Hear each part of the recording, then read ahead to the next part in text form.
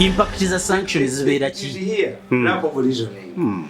If you say that Sheikh Mirundi eats pork, why do you go to his home? Or Sebulukukiri? Sheikh Mirundi ngali embizi. Tolinnya wuwe. If a mere mingling of homosexuals, you become a homosexual, why do you travel to America? No, tebayina brain. Kakati mwe musacrificing eggwanga lyammwe because of the interests of the few people. I see. Muchikuli.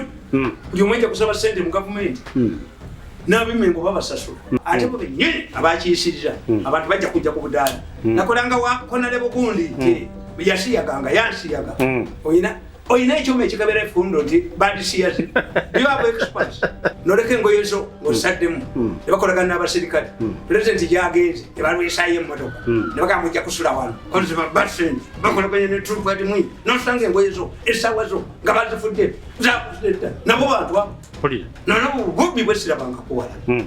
Selfishness, waliwo ekisenge kyali kitulese Isirayiri nga tekimanyi nti ennyonyi Yesu yevayo olunaku lumu nebakizayo kituse ne ssente n'entwe yakyo n'entwe kibonyebonye banne waakyo buli gwe bakwasa ku ssente selfishness atema butemi. I used to use my money. Mpulira oyinza otya okubanga otegeera bulungi international relations n'obanga co-chairing presiding over parliament ate n'osaba visa ng'ogenda kubateekako etteeka yaliteesaako yonna kansa mujja biro namwe mujja kunywa ebikooko mujja kunywa omululuuzi naye nga oyina omutima mu mutwe doni oyinza kuddayo okuyita omwana wa munna gyakkolere ng'oli wamuwameka emitwalo 8.